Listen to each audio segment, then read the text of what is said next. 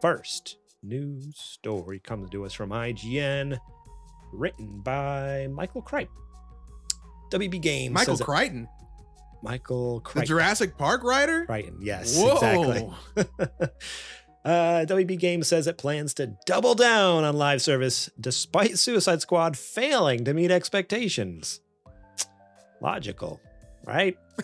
Warner Brothers Games wants to further invest in live service even after Suicide Squad Kill the Justice League failed to impress. WB Discovery CEO and president of streaming and games, JB Perrette, spoke about the company's strategy during a recent Morgan Stanley event. He acknowledges that the success of projects like the single-player Hogwarts Legacy, which managed to be last year's best-selling game in the US, but says the business of AAA console releases can be volatile. What? All right. That's a great business when you have a hit like Hogwarts Legacy and makes the year look amazing, Perrette said. Unfortunately, we also have disappointments. We just released Suicide Squad this quarter, which was not as strong. It just makes it very volatile. I don't think he knows what a live service game is, because that's what it sounds like. Because it sounds like he thinks that Suicide Squad Kill the Justice League is not a live service game. I don't think he realizes that it is that game is a live service game. Right. And you greenlit it. But he's saying that it's not, that connection's not firing in his that synapse is not firing there and make that connection. But anyways, I digress. He explains that Warner Brothers is looking at its 4 major franchises, Mortal Kombat, Game of Thrones, Harry Potter, and DC, and is hoping to expand in the mobile and multi-platform free-to-play space. Oh my God. I cannot wait to play the Mortal Kombat Match 3 phone game. All the worst things you can make a game out of. Oh boy. And is hoping to expand, blah, blah, blah. It will take some time for WB efforts to come to fruition, with Perrette estimating we'll see the impact between 2025 and 2027. He does say, though, that the company will release free mobile free-to-play titles later this year. Within the studio segment, we're doubling down on games as an area where we think there's a lot more growth opportunity that we can tap into the IP that we have and some of the capabilities on the studio side, where we're uniquely positioned as both a publisher and a developer of games, he says. This pivot will see the company emphasizing its live service offerings too. Perrette is interested, for example, in creating an ongoing project set in the world of Harry Potter. So we're going to get Suicide Kill the Justice League, but with Harry Potter. Cool, right? It's already that. It's just single player. All you have to do with Hogwarts Legacy is just add 3 more players in. Well, and put it online. Hogwarts Legacy is not online, so yeah. I know. I'm just saying, like, add 3 more players and make it online, and add a metric ton of microtransactions, and there you go. Yeah, I don't know. Rather than launching a one-and-done console game, how do we develop a game around, for example, Hogwarts Legacy or Harry Potter? There's a live service where people can live and work and build and play in the world on an ongoing basis, he says.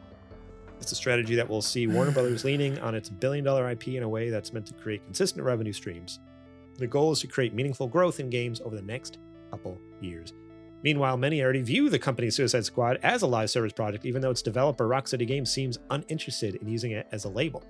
As for the Harry Potter universe, WB has been clear that it wants to create more adventures in the universe, including a Quidditch game.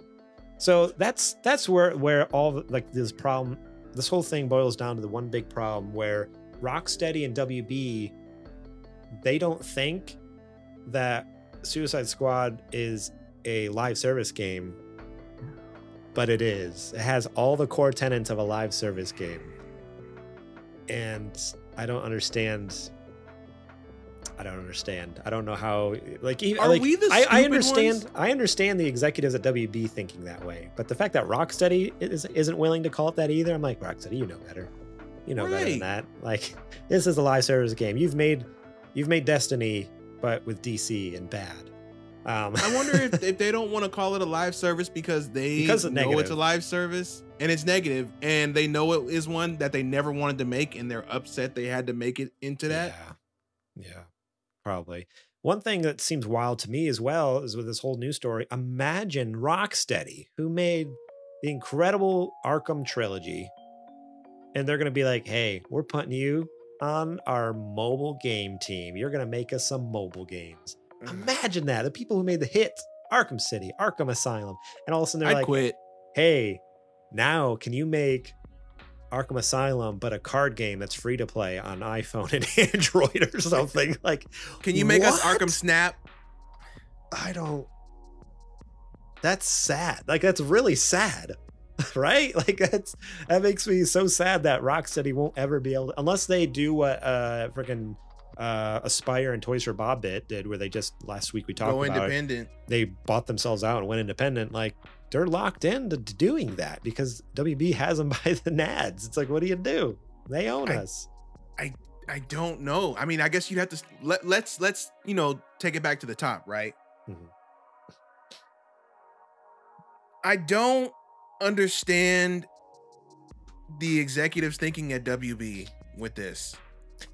You had a game which is essentially being billed as a live service game, even though you don't want to call it that by your own admission underperformed, right? Mm-hmm. So why then would you go and double down on the thing that you know clearly underperformed? What is the long-term goal here, right? Also, what? Real quick, just to address that, like, obviously from what we've seen from this article, what they think a live service game is what we would call just a mobile game.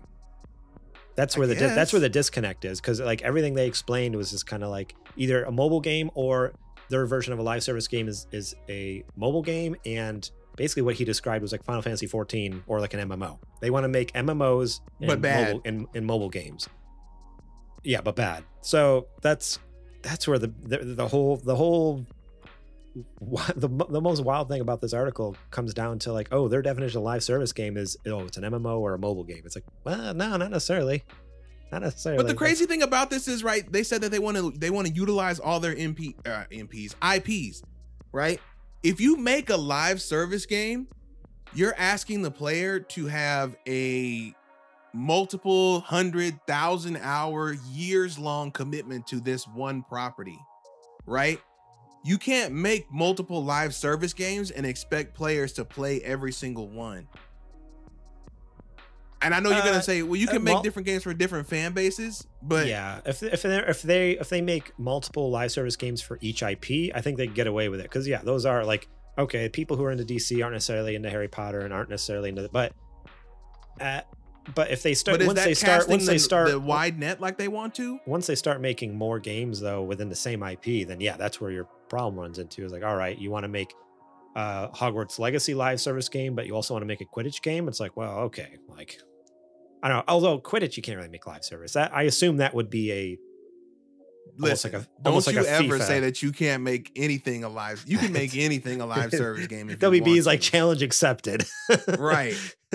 In my head, it would be more like FIFA, but I guess FIFA's riddled with microtransactions as well too. So it's like, there you go. Imagine Quidditch, but it's like a FIFA game. Quidditch player card packs. Oh, you can buy different skins. There's gonna be different seasons, different Quidditch seasons. Yeah.